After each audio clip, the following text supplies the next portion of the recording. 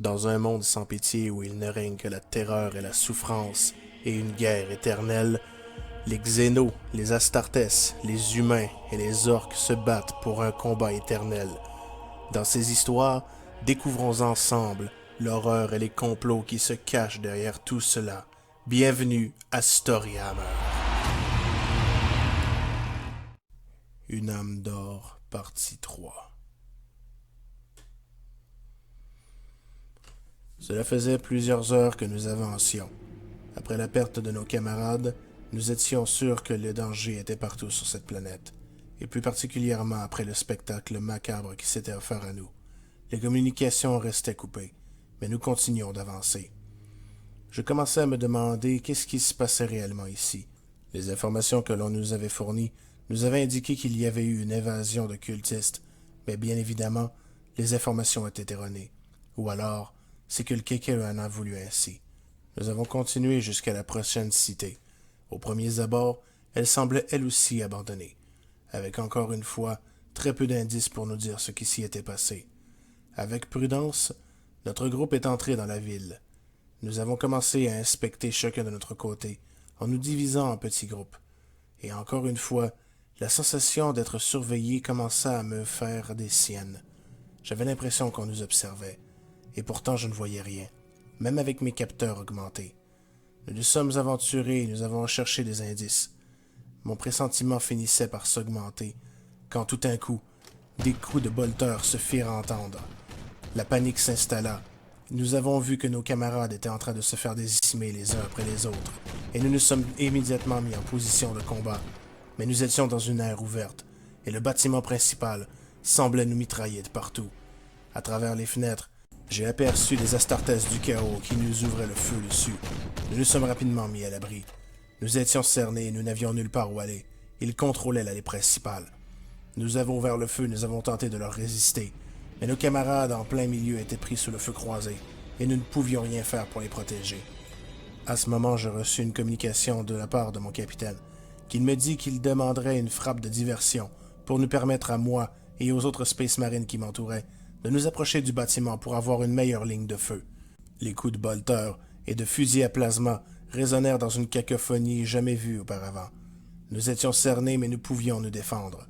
Moi et mon groupe, nous avons profité de la diversion pour pouvoir partir par l'arrière et mettre à courir à couvert.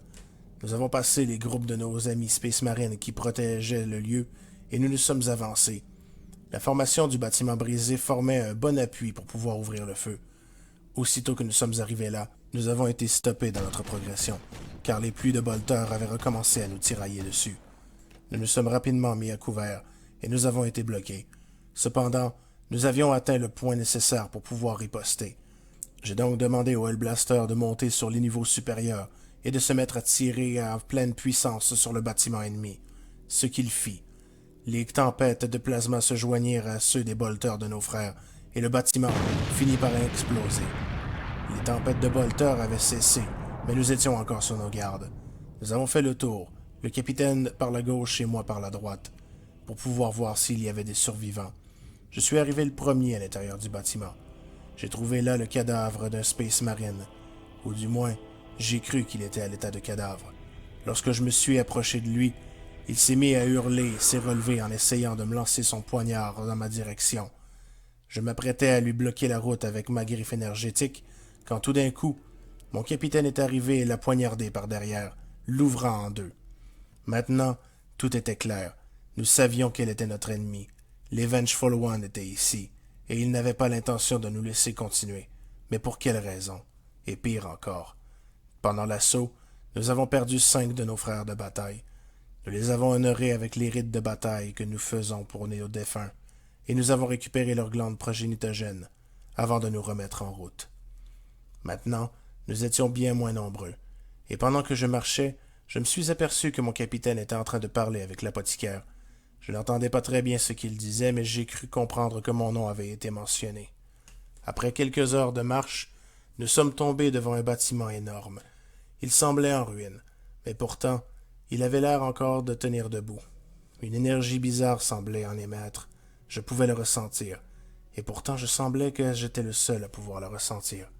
Nous avons avancé prudemment, pour chercher une entrée vers le bâtiment. À ce moment précis, la sensation qui m'avait frappé lorsque nous sommes arrivés me reprit. J'avais l'impression que nous étions surveillés. Quelque chose passa tellement rapidement que nous n'avons eu le temps que d'entendre un sifflement d'air avant de voir notre collègue Space Marine s'effondrer. L'apothicaire s'approcha de lui pour s'apercevoir qu'il avait été ouvert au niveau de la tête. Il ne restait plus rien de ce qui avait autrefois été son visage. Nous sommes restés sur nos gardes. La nuit était tombée, et même avec nos sens améliorés, les choses cachées dans le noir pouvaient nous surprendre. Et c'est à ce moment-là que j'ai eu la surprise de ma vie, lorsque mon frère s'écria « Un démon !» La créature sortie du warp nous se jeta sur nous, et le capitaine fonça tête baissée pour pouvoir la charger en retour.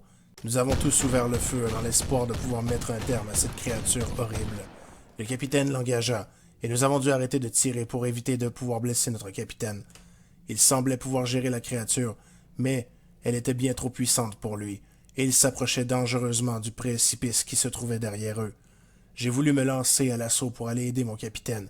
J'ai allumé ma griffe énergétique dans l'espoir d'aller porter un coup fatal au démon pour aider le capitaine. Mais plus je me rapprochais, et plus j'ai senti que la chute était imminente, jusqu'à ce que le démon emporte le capitaine dans sa chute. Malheureusement, nous venions de perdre le capitaine. Nous étions tous abasourdis, et pire encore.